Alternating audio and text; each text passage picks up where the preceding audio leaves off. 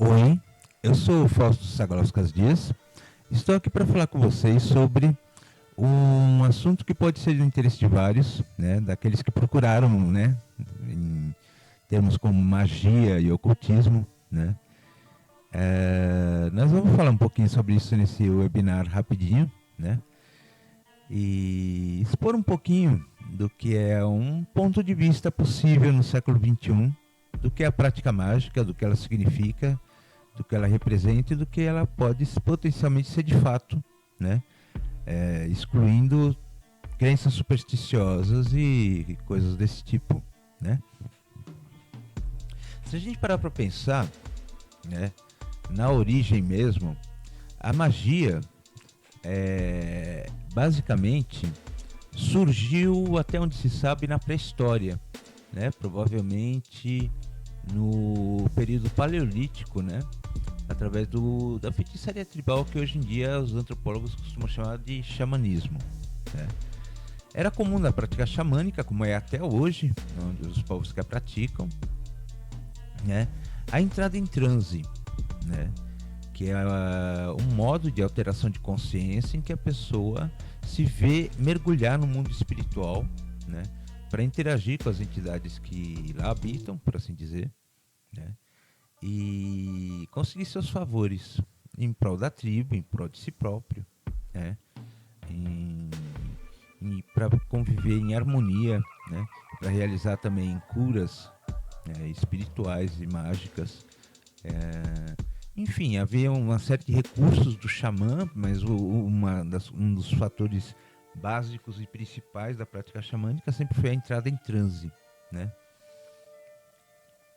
Dali em diante, a partir do Neolítico em diante, Idade do Bronze e tal, nós tivemos toda uma evolução, né, dos sacerdotes magos de várias religiões oficiais de Estado antigas, né, como os hierofantes gregos, os sacerdotes egípcios e também as bruxas e bruxos, né, que eram pessoas que não faziam parte da religião organizada, mas eram dotadas da capacidade de praticar feitiçaria, né.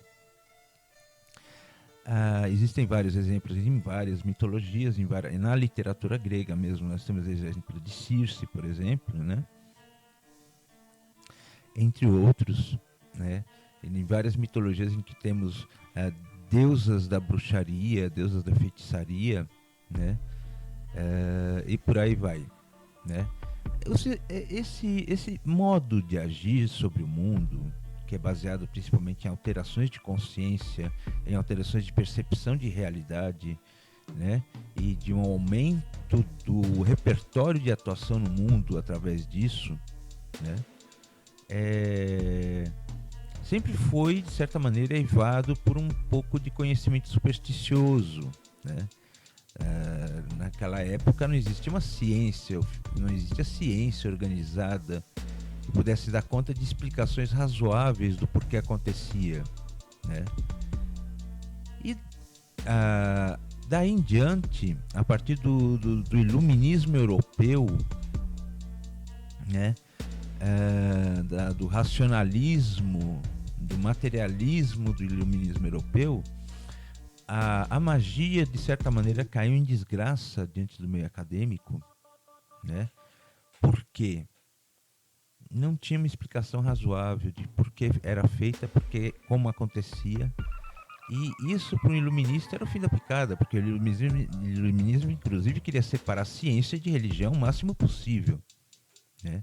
E qualquer coisa semelhante à espiritualidade tinha que ser, de certa maneira, execrada dentro do meio acadêmico, né? Essa situação se susteve por bastante tempo, tem se sustentado até hoje, né? Tanto que a magia é basicamente estudo unicamente da área de antropologia, praticamente, em que as culturas xamânicas são estudadas em função de suas crenças e da relação das crenças com a vida da tribo, por exemplo, né? Mas em que não se admite que exista de fato, né? Há uma negação no meio acadêmico da existência de mundo espiritual, de realidade espiritual, né? Então, o que acontece? Existe uma certa cisão na cultura, né, E a magia, de certa maneira, teve uma queda de popularidade muito grande, né, a partir do iluminismo europeu. A coisa começou a mudar um pouco de figura no começo do século XX, com o advento de algumas ordens místicas como a Golden Dawn, né? Posteriormente, quando Aleister Crowley fundou a Thelema, que se tornou notícia, né? Porque Crowley era uma pessoa extremamente polêmica e constava com muita frequência do noticiário local inglês, né? Mas isso foi uma coisa assim que não era basicamente levado até hoje a sério pelo meio acadêmico em geral, né? A não ser como um fenômeno cultural, né?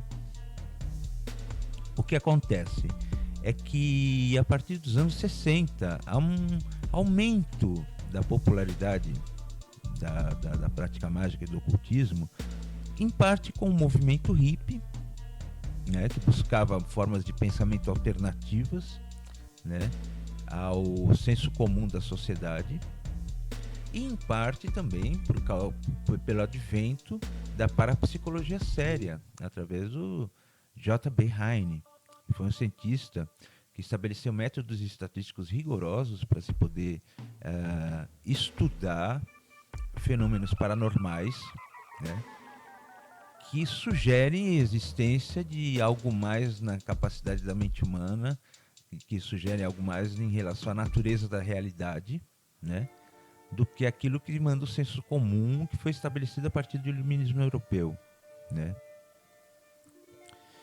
Os métodos de Heine são tão rigorosos em termos estatísticos, em termos de análise estatística e tal, que é muito difícil para o meio acadêmico mesmo sustentar, de fato, que a parapsicologia não tenha validade teórica e prática, né? É uma coisa assim que o meio acadêmico está num impasse hoje em dia em relação a essas questões, porque não consegue dar conta teoricamente de coisas que já foram provadas, né? E de coisas que já foram demonstradas. E o meio acadêmico se debate diante disso como uma recusa, como uma negação do que seja, de fato, a possibilidade de haver paranormalidade e magia, né? Ou que haja sequer alma, espírito, né? O que é extremamente difícil pro meio acadêmico aceitar, né? Mas aí a questão é que a partir dos anos 70, né, com a magia do caos, que foi fundada, entre outros, por Peter Carroll, um físico, começa a se tentar uma explicação mais científica do que seria ação mágica, né? Tentar se adotar novos paradigmas da prática mágica,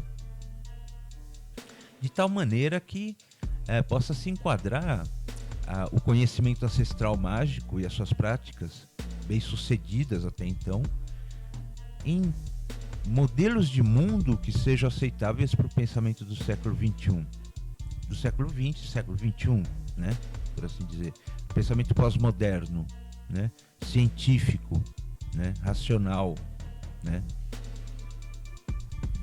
Nem todas essas tentativas de explicação foram tão bem sucedidas assim, né? E o que eu proponho aqui é tentar juntar algumas peças do quebra-cabeça para a gente tentar entender, magia existe? Mas por que existe? Como é que magia funciona? Qual é a base? Né?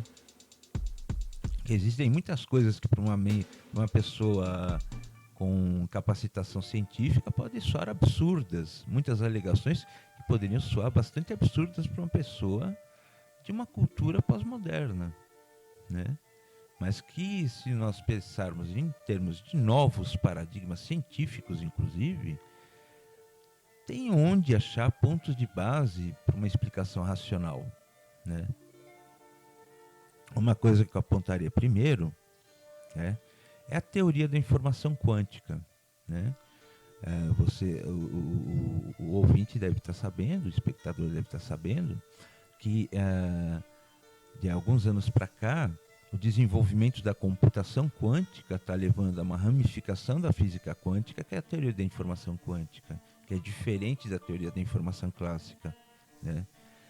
A informação do ponto de vista quântico se comporta de maneiras bastante excêntricas, né? De modo bastante excêntrico.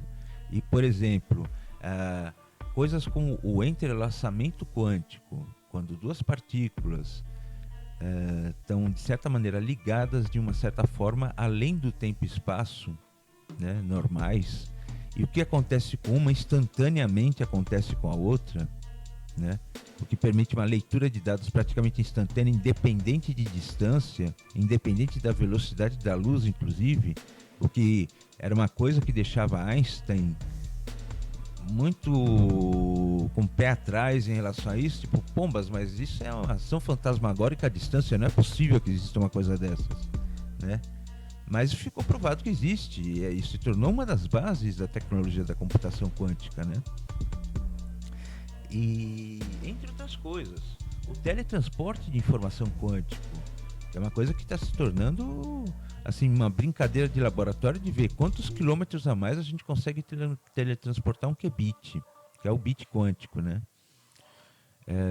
E coisas assim. Quantas partes da informação do qubit a gente consegue transportar de uma só vez à distância, sem que uma partícula toque em outra, né? Quer dizer, de certa maneira a gente tem que encarar uma coisa: a informação em si não tem massa. O que tem massa, de fato, né, são as partículas que transmitem informação, que podem transmitir e armazenar informação, mas a informação em si não tem massa, né? E experimentos recentes conseguiram coisas tão espantosas em termos de transmissão de informação, que há de se pensar em toda uma mudança de paradigma geral, de visão de mundo geral, né? De cosmologia mesmo, de moldura cosmológica pela qual vemos o mundo, né? Um exemplo é um experimento de laboratório que provou, né, através de aquecimento e esfriamento dos átomos de uma molécula, que é possível transmitir informação térmica para trás no tempo, né? O experimento foi feito de uma maneira que uma molécula determinada, primeiro, tinha um átomo aquecido e um átomo esfriado, em condições normais. Óbvio que pela termodinâmica, o que acontece? O átomo mais quente vai esfriar, o átomo mais frio vai esquentar e vai chegar a uma temperatura média nesse átomo, nessa molécula, né? Então, o que acontece? Depois disso, é feito um correlacionamento quântico entre esses dois átomos. E quando o átomo é aquecido e o outro é esfriado, o que acontece é o contrário. O átomo quente começa a esquentar mais, o átomo frio começa a esfriar mais. Como se de fato a seta entrópica de tempo tivesse andado para trás entre esses dois átomos. O que permite sugerir que inclusive a informação pode andar para trás no tempo, né? Então existe uma série de coisas na teoria da informação quântica que fogem bastante ao senso comum, né? E que se tornaram aceites porque são base de uma tecnologia emergente, extremamente poderosa de computação, né? Extremamente útil, inclusive na transmissão de dados criptografados que não podem ser de maneira nenhuma violados. Uma transmissão quântica de informação não permite nenhum tipo de hackeamento, né? Por exemplo, né? E há outros modelos de física e cosmologia que também podem ser abordados nessa questão, que é, por exemplo, um modelo de um universo holográfico. Existe a teoria corrente entre parte dos cientistas de que nosso universo de 4 dimensões, porque o tempo conta como uma dimensão adicional, tem uma contraparte de dimensões superiores em que toda a informação do universo está armazenada de modo holográfico. O que isso quer dizer? Se a gente pensar na natureza dos hologramas, a gente pode pensar o seguinte, pegar um exemplo, né? Numa chapa holográfica em que foi tirado o holograma de uma maçã, por exemplo, se for passado um laser da frequência certa, vai se formar uma imagem tridimensional da maçã. Agora, se você pega e corta um pedaço dessa chapa holográfica e passa o laser, você não tem um pedaço da maçã. Você vai ter a maçã inteira menor e menos nítida. Quer dizer, a informação dos padrões de interferência da maçã estão em toda a parte da chapa holográfica, e qualquer pedaço que você corte daquela chapa holográfica vai ter uma maçã. De certa maneira, é assim que se distribui, supostamente, a informação nesse nível holográfico, que eu pessoalmente chamo de campo holográfico, né? O que acontece? A informação está em toda parte. A questão é, nós estamos também, a informação que nos constitui também, tanto do nosso corpo quanto a da nossa mente. Porque se a gente pensar o que é mente, qual é a natureza da mente, só é possível pensar na mente como informação altamente organizada em fluxo dinâmico.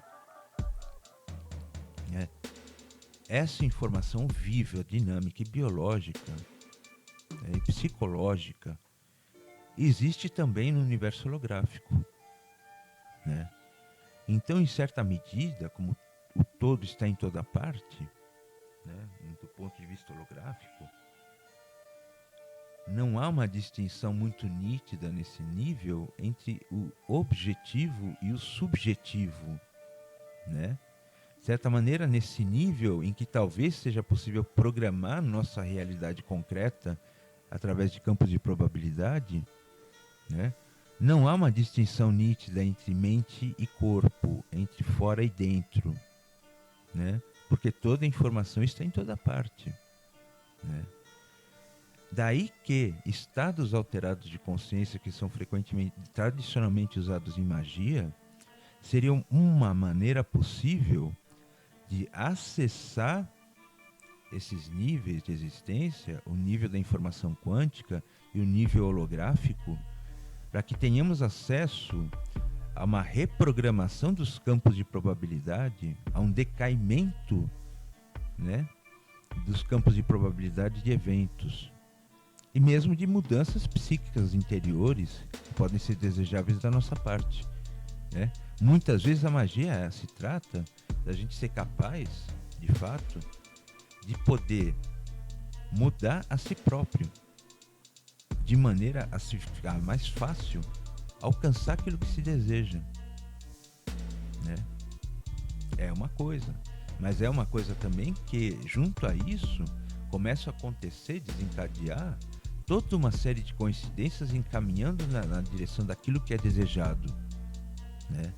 Então, tá aí, né? Tem aí um começo de paradigma, né, que é bem mais próximo da ciência corrente, que não nega a possibilidade de paranormalidade e de magia, em que paranormalidade e magia fazem parte de um modelo normal, daquilo que é a interação da mente com a realidade, dentro de um ponto de vista da teoria da informação quântica, dentro de um ponto de vista de um universo holográfico, né? Agora, é claro que existem coisas a serem discutidas e a serem debatidas que são interessantes. Por exemplo, qual é de fato a natureza de deuses, de seres míticos como anjos, fadas, elfos, todos esses tipos de seres que fazem parte do repertório de evocação de um mago, né? Mesmo demônios ou anjos, né? E tal. Essas criaturas que se supostamente pedimos, às quais pedimos ajuda magicamente, através, por exemplo, dos rituais de evocação, em parte, talvez, sejam de fato partes autônomas do nosso inconsciente, né? Partes autônomas do nosso inconsciente. Mas sendo partes autônomas do nosso inconsciente, do ponto de vista de um universo holográfico, podem ser considerados como pessoas de fato, que existem num outro nível de dimensão, né? Num outro nível de realidade, que é o universo holográfico, né? Pode ser até alguma coisa assim. Outra possibilidade também é que os chamados campos morfogenéticos, que seriam os campos de informação no local, que são captados pelo nosso código genético para nos dar forma, né? tivessem algum tipo de autoconsciência, né? Porque campos de informação tão altamente organizados talvez sejam de fato dotados de algum tipo de consciência, e assim os campos morfogenéticos de diferentes espécies, de diferentes minerais, de diferentes seres, de diferentes etapas evolutivas da vida na Terra, etapas evolutivas da consciência, tem representações em campos morfogenéticos autoconscientes, que seriam também uma versão possível das entidades mágicas, né? Enfim, há toda uma gama de coisas aí a ser discutida, há toda uma gama de coisas aí a ser questionada, né? Que pode ser muito interessante debater de um ponto de vista de paradigmas científicos mais modernos, né? Porque aquela coisa, há um problema ainda na magia de uma tendência ao irracionalismo que não contribui em nada para o progresso da mesma. E pelo contrário, só leva as nossas crenças ao descrédito perante o meio acadêmico e o resto da sociedade, né? E é uma coisa a ser pensada. Vale a pena nos mantermos como apenas um bando de excêntricos que não tem uma contribuição útil a dar para o mundo? Ou será que não é melhor nós pensarmos, nós podemos oferecer uma explicação razoável do que fazemos e angariar o respeito que a magia sempre teve na antiguidade, sempre teve até a Idade Média, sempre teve até a Renascença, e só começou a perder a respeitabilidade a partir do iluminismo europeu, né? Enfim, são coisas a se pensar. Existem aí modelos possíveis de realidade nos quais a magia e a paranormalidade podem se encaixar perfeitamente bem. Podemos ver, por exemplo, uma leitura de oráculo como um estado mental específico em que correlacionamento quântico no cérebro pode levar a fluxos invertidos de informação no tempo, né? Por exemplo, da onde uma leitura de tarô pode realizar tantos acertos com relação ao futuro próximo até distante, né? Enfim, há muitas coisas a serem pensadas a esse respeito, há muitas coisas a serem questionadas a esse respeito, né? Que não é assunto para ser tratado com a leviandade com quem tem sido tratada por pessoas que se baseiam meramente em superstições ultrapassadas, em conhecimento arcaico que não tem mais sentido no século XXI, em interpretações de realidade que não batem, em mínimo, com fatos concretos, né? E que fazem a magia perder respeitabilidade perante o público mais esclarecido, né? Então, de fato, essas questões são para ser pensadas, né? O que eu proponho através dessa pequena palestra é que haja um debate sadio dentro da nossa comunidade em relação a quais molduras cosmológicas podem ser adotadas para melhor explicar o funcionamento da magia, inclusive para tornar a magia mais eficiente, através de técnicas que se adequem a esses novos paradigmas, né? E esse tipo de coisa. Bom, gente, desde já eu agradeço a paciência e a atenção de vocês. Espero na semana que vem estar postando mais um pequeno webinário sobre algum assunto. Provavelmente vai ser sobre Reiki. Se vocês quiserem um outro assunto, por favor, vocês ponham nos comentários. Eu vou tentar analisar com carinho até a próxima terça-feira o que vai ser possível fazer, tá bom? E desde já um grande abraço a todos vocês espectadores e muita luz.